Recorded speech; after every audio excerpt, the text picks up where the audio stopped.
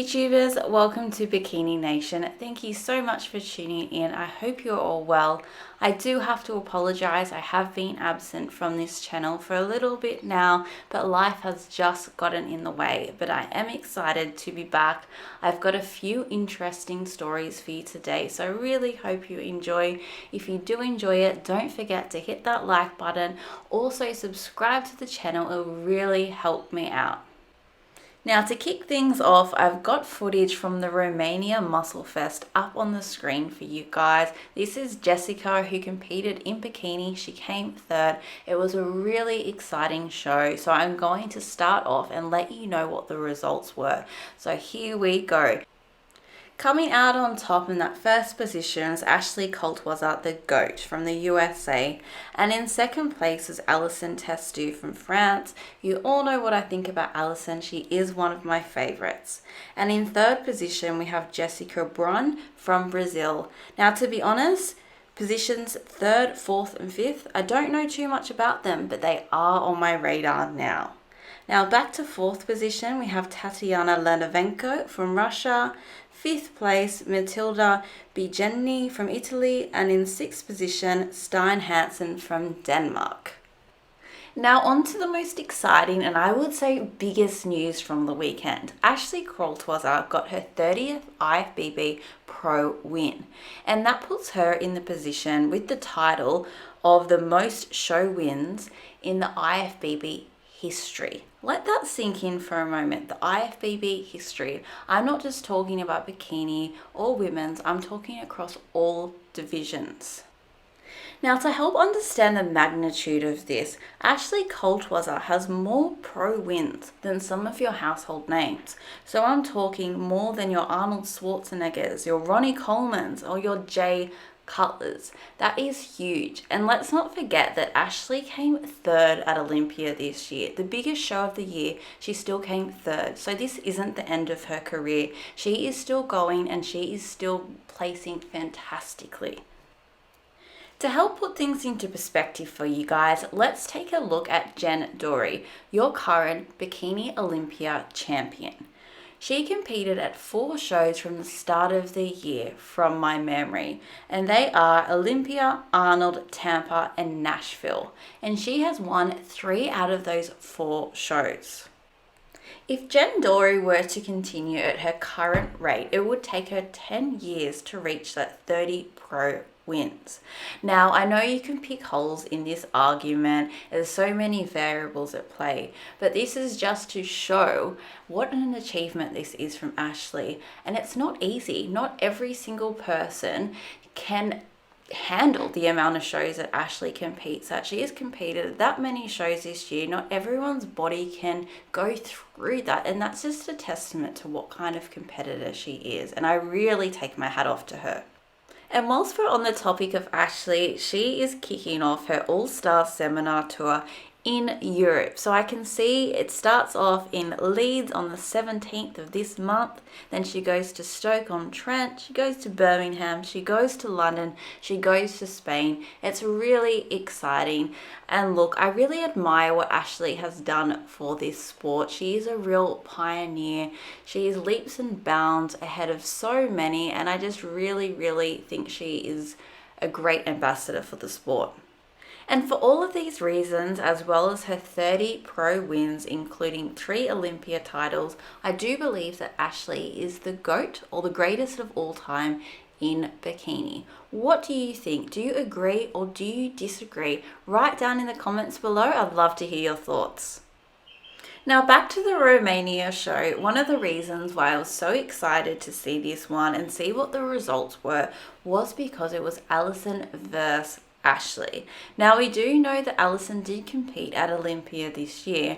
However, she was not in the same call-outs as your Ashleys, as your Lauralies, or your Jen Dorys, Isas, so it was difficult to compare. We did not see them up against each other, see their physiques head on. We do know since Olympia, Allison has a clear goal in mind of where she wants to go with her physique and in this sport. She's quite clear and evident through her posts. She is very transparent on her goals, what she is doing with her body, and it is really great to see. Allison did say going into Olympia, she did think a lot of the competitors, in particular the US competitors, were more muscular than the Euros. But after going to Olympia, it was quite clear to her that they were just a bit softer. So I do believe that has changed her mindset, and she is going into this with a different goal, and she's working really hard to rejig everything and perfect her physique leading into the next year. And this makes me so excited. I would really love to see the Allisons, the Jessicas, the Octavias, the Steins, Adrianas, Victoria, the list goes on. That's just naming a few of the European competitors. I would love to see them compete at those big shows in the US and make a name for themselves. See if they can really punch with the big guys. Can they compete with the Lauralies, the Darajas? Can they win those big shows and really make a name for themselves like Isa or like Angelica did that aren't from the US? I would really enjoy seeing that and seeing what they can bring. And honestly, that's what I'm most excited for in 2022, the clash of the continents. I cannot wait. I want to hear your thoughts. Write down in the comments below. And there was another show on this weekend, and it was a big one. It was a great one to watch, the Iron Games. There was some big names, but there was no surprise who came out on top. It's a girl up on the screen there, Lauralie Chapados. It will come no surprise to you guys at home. I even put a poll out just before the show. 130 of you voted, and 88% of you believed that Lauralie would go home with the win, and she did. And this was Lauralie's final show of the year. So I'm really excited to see Lauralie take on 2022. And I do hope over this holiday period, she does have an opportunity to put her hair down and enjoy herself. And that goes out to all of the competitors, not just Lauralie. It doesn't matter if you came in first, second, or you came in 100th. They all put in so much work, and it is so well deserved. Oh, and you people at home too, I haven't forgotten about you. If you were looking for a sign to buy that thing that you were wanting or have that extra bit of food, I am your sign. So go ahead and do it. Enjoy yourself over this holiday period. I know I will be, that's for sure. And in second place, it was a good one. We have Dani Phelps at the Iron Games. She looked fantastic. We know that Danielle took some time off recently, but she is back and she's better than ever. She was competing before, but checking out her physique, she just looks incredible. And I do believe she's going to be a force to be reckoned with in 2022. I do believe we will see her on that Olympia stage, and she will be one of those top competitors. I really do believe that. So watch out next year, Dani Phelps. And as some of you may or may not know, Danielle is coached by Team Atlas, who also coaches Alessia, Facchin, and also T. Miller. He posted this up today, which was his personal feedback on Danielle's performance and what he wants to do leading into the next show, into the next physique. Here we go. My feedback for Dani Phelps after seeing her last show so that she can keep improving. 1. I don't like the red suit. We're changing that. She needs more stamina in her front pose for when judges hold them for long periods of time. Needs to be a statue without movement. Also, less trap engagement when squaring her shoulders to the front. Also, even though she doesn't need to be bigger, I had to fill her up a lot in a week, which helped her go from 8th to 2nd in 6 days.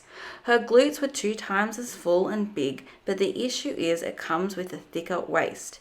If we can grow her more, I can bring her in flatter so that she can have size and density and also a tiny flat waist. I noticed her comparison transition from front to back is different than the one she uses in her routine. I believe her right glute is stronger in the transition, which she uses in her routine. We will use the same one for comparisons. Fix the ripple and implant on front pose when squaring shoulders, and also continue to work on overall stage presence and boss bitch vibes. And look, James hit the nail on the head with this one. There's nothing further I can add for Dani. I'm really excited to see her going into 2022. I do believe she'll be a real one to watch. And to round out that top 5 at the Iron Games, we have in 3rd position Lucia Malavaze, 4th Phoebe Hagan, and in 5th position Alessia Facchin. Thank you so much for tuning in today. I really appreciate it. Don't forget to hit like, hit subscribe if you are enjoying the content. I hope you're all staying safe and well. Over and out from Bikini Nation.